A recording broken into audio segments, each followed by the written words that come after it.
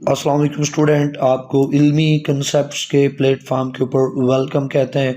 इल्मी concepts इल्मी stars academy का एक project है जहां आपको फेडरल बोर्ड और पंजाब बोर्ड का जो रिड्यूस्ड सिलेबस है 2021 के लिए उसके लेक्चर्स और नोट्स आपको मिलते हैं।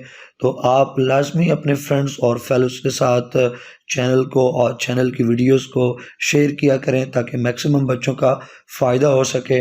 और अगर आपने चैनल को अभी तक सब्सक्राइब नहीं किया तो आप चैनल को लाजमी सब्सक्राइब कर लें। बात करते हैं आज के टॉपिक की।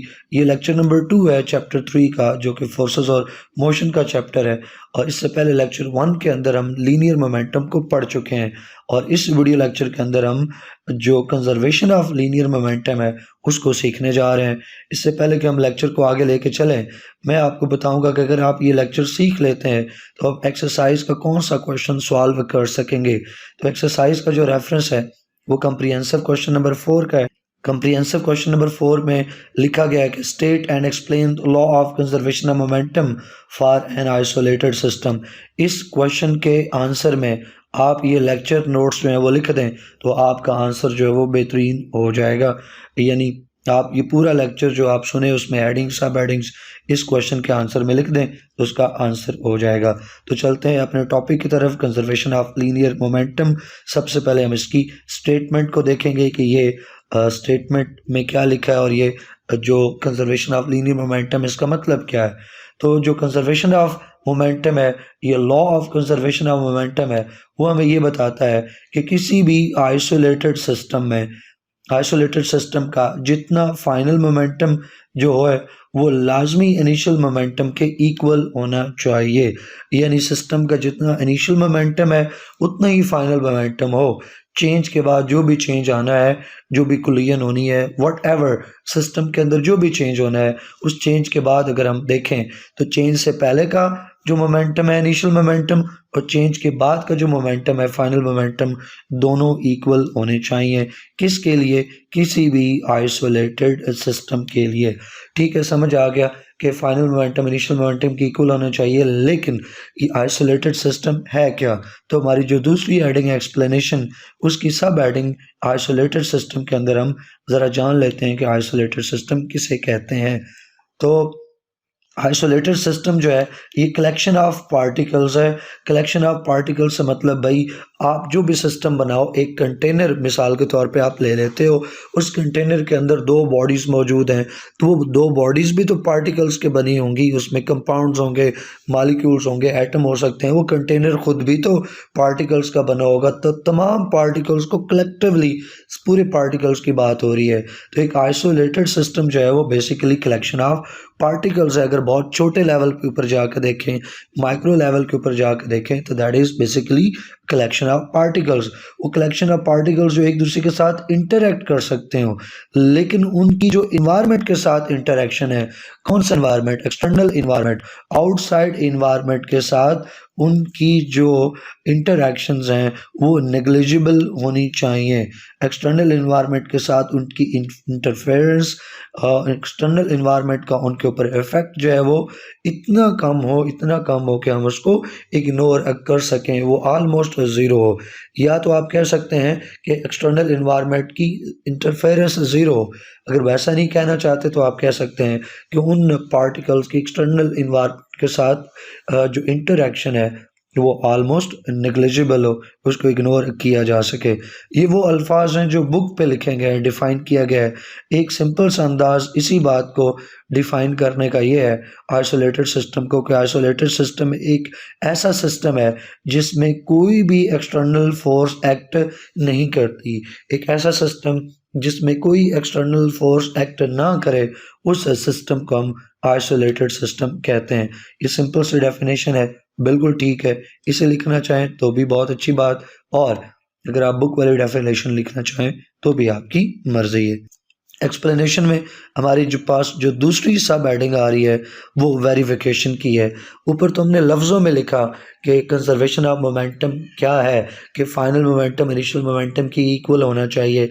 अब हम इसको मैथमेटिकली प्रूव करेंगे कि हाँ यस वाकई फाइनल मोमेंटम इनिशियल मोमेंटम के इक्वल आता है। तो इसके लिए हमें जो प्रीवियस लेक्चर है लेक्चर 1 उसका सहारा लेना पड़ेगा। लेक्चर 1 के अंदर हमने लीनियर मोमेंटम पढ़ा और लीनियर मोमेंटम के अंदर हमने एक चीज़ सीखी कि जो फोर्स है that is equal to rate of change of momentum. किसी भी सिस्टम में जो rate of change of momentum है वो अप्लाइड फोर्स के इक्वल होता है। हमने इसको न्यूटन सेकंड लॉ भी कहा था, आपको याद हो तो ये क्या है, it's a second law of Newton. Second law of Newton in terms of momentum आप इसको कह सकते हो। Second law of Newton in terms of momentum वो कहता है कि rate of change of momentum equal होना चाहिए अप्लाइड फोर्स के। पिछले लेक्चर में सीखा तो वहाँ की ये स्टेटमेंट लिख ली। अब इस स्टेटमेंट को मैथमेटिकल फॉर्म में कन्वर्ट करें तो लेफ्ट हैंड साइड पे फोर्स की जगह एफ आ गया, ऊपर एरो लगा दिया क्योंकि एक वेक्टर है। फिर rate of change of momentum, अब rate of change of momentum का मतलब है delta p divided by delta t. जब भी आप किसी चीज़ का रेट आप निकालते हो ना भाई तो उसका मतलब होता है टाइम से डिवाइड करना है। मिसाल के तौर पे rate of change of displacement का मतलब है डिस्प्लेसमेंट को टाइम से डिवाइड कर दो। Similarly rate of change of velocity का मतलब ये है कि वेलोसिटी को टाइम से डिवाइड कर दो। और इसी तरह rate of change of momentum का मतलब है कि मोमेंटम को टाइम से डिवाइड कर दो। तो rate of change of momentum means delta p divided by delta T. अब ऊपर जो नोमिनेटर है वो डेल्टा पी है, उसको हम यूं भी लिख सकते हैं, डेल्टा पी का मतलब है चेंज इन मोमेंटम। और चेंज इन मोमेंटम होता है कि अब जो फाइनल मोमेंटम है, फाइनल स्टेट है, उसमें से जितना जो इनिशियल मोमेंटम था वो माइनस कर दें। तो जब किसी फाइनल में से इनिशियल वैल्यू आप माइनस कर देते हो तो ये चेंज आता है, ठीक है। तो इसको हम डेल्टा, चेंज के लिए डेल्टा का साइन यूज होता है तो हम इसको डेल्टा पी लिख सकते हैं। तो नोमिनेटर डेल्टा पी की जगह हम लिख सकते हैं P F minus P I, final momentum minus initial momentum, और डिनोमिनेटर में डेल्टा टी को उसी तरह रहने दें। अब बाय डेफिनेशन जो ऊपर हमने स्टेटमेंट लिखी है कंजर्वेशन ऑफ मोमेंटम की, उसके अकॉर्डिंग किसी भी आइसोलेटेड सिस्टम में एक्सटर्नल फोर्स कितनी होनी चाहिए भाई? एक्सटर्नल फोर्स ज़ीरो होनी चाहिए। मैंने आपको बताया कि आइसोलेटेड सिस्टम ही वही सिस्टम होता है कि जिसमें एक्सटर्नल फोर्स ज़ीरो हो।